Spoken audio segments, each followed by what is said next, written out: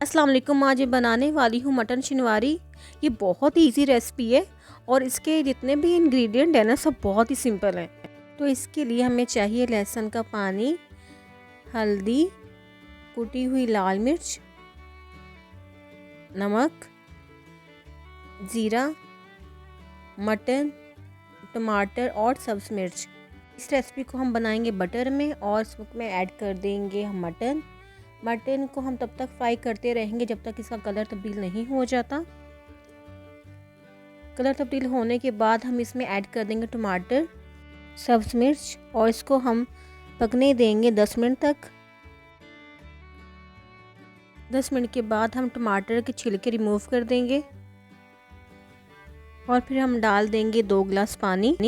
پانی ڈالنے کے بعد ہم اس کو 40 منٹ تک پکنے دیں گے۔ دیکھیے 40 منٹ ہو گئے ہیں، اب ہمارا مٹن سے مٹنی بن گیا۔ اب اس میں ایڈ کر دیں گے لال مرچ، ہلدی، زیرہ، لیمو، یہ تمام اسپائسیز ایڈ کر دیں گے۔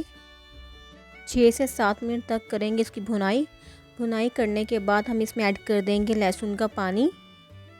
10 منٹ تک اس کو پکنے دیں گے اور اس کے بعد ہماری یہ دیکھیے شنواری تیار ہو گئی ہے اور دیکھنے میں کتنی مزے کی لگ رہی ہے۔ دیکھیں گوشت بھی کتنا گلا ہوا ہے۔